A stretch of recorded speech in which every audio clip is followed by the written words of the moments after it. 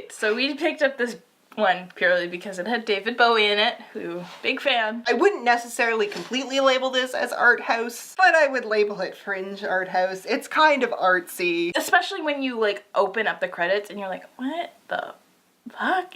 We did not know. We did not know. It was just a vampire movie. The movie is called The Hunger. It has David Bowie in it. And we thought, what the hell, let's do this. It's vampire month. And we can't just read vampire books. We gotta branch out a little bit, break it up. So let's do a David Bowie vampire movie. And what the shit? Oh my god. Like, yeah, so it opens up and you've got, like, these scenes of, like, women in, like, dominatrix gear kind of being stroked.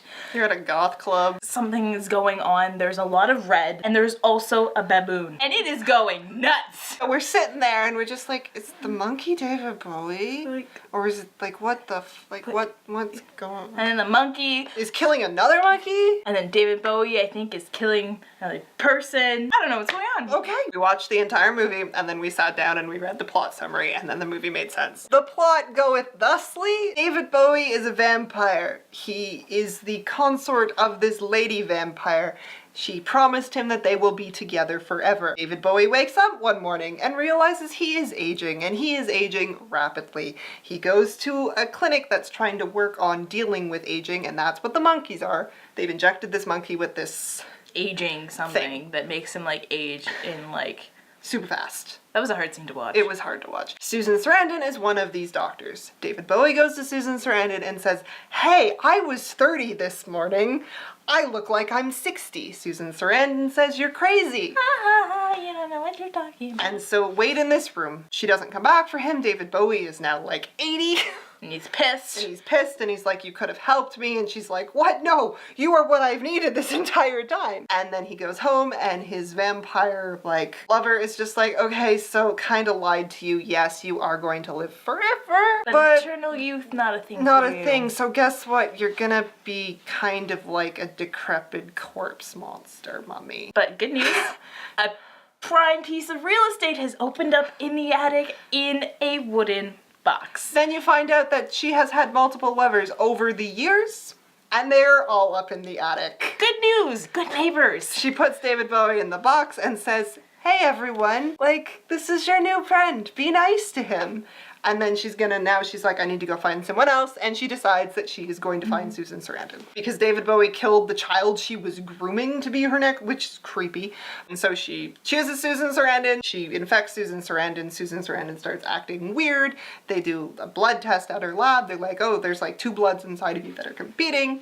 Then one of them will win. Goes back to the vampire lady, says, what have you done to me? And she's like, don't worry, you'll be back.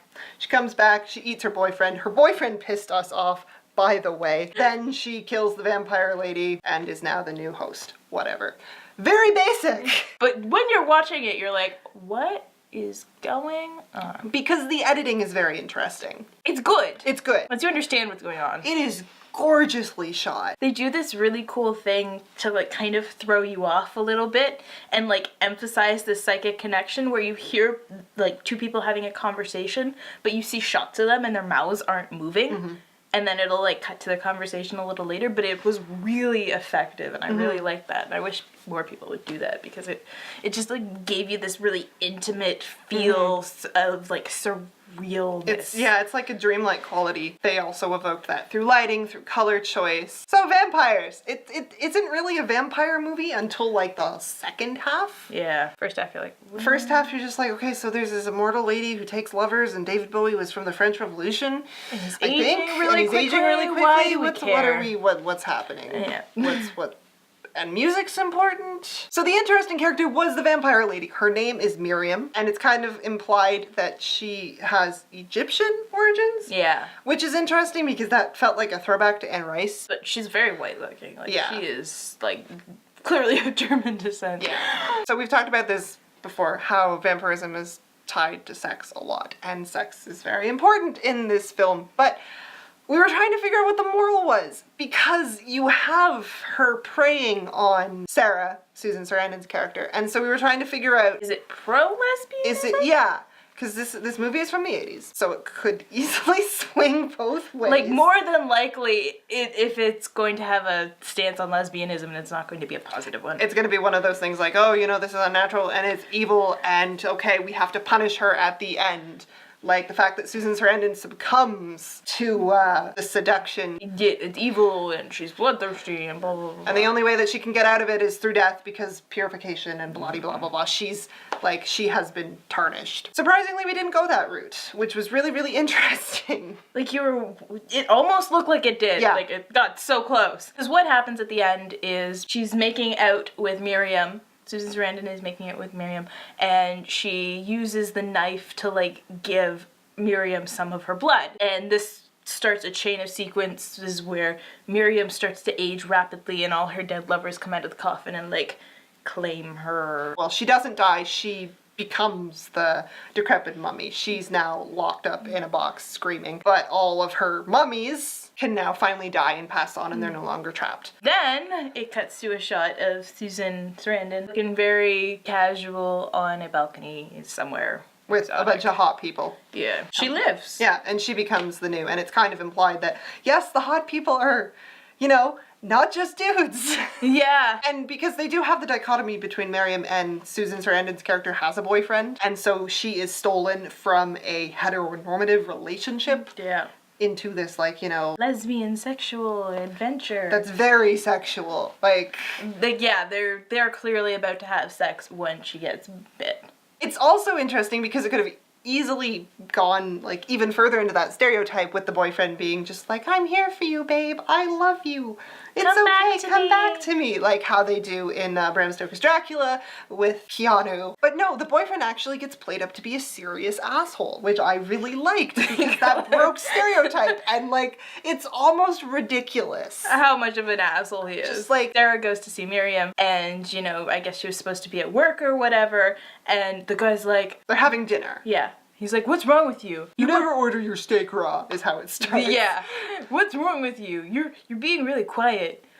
And you went to go see that woman for 3 hours. What would you talk to this woman for 3 hours for? What could have taken that long? And she's just like, oh, her husband has that disease and he's currently in Sweden trying to get treated. Meanwhile, she's like staring over and totally thinking about how they got it on. But he's like, but 3 hours? What could you possibly talk about for 3 hours? It's just buddy. You're like... It was 3 hours. Like, she wasn't there for 3 days. If she was gone for 3 days, maybe that would be a little bit more suspicious. She's like, oh, we had sherry. And he's like, you don't like sherry. And it's just really accusatory and very possessive. And you're just like, whoa, and I'm just buddy. Hey, okay, you know what? If I were you, I would stay with the crazy vampire lady. I mean, in the long run, it's not going to be great for you, but you're already infected, so might as well just go for it. So vampires, we should probably talk about the version of vampires in this. They have no problem with daylight. They drink blood. They drink and eat food.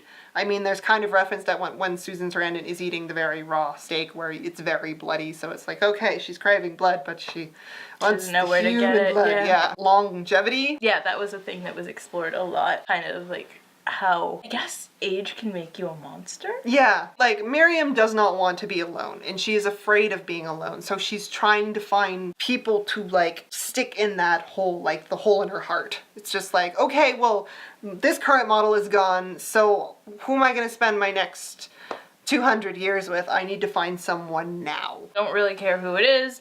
You'll do. And she's just like, you will grow to love me as I love you. The love aspect is very kind of love itself is perverted. It deals a lot with possession. Everyone's trying to possess Susan Sarandon.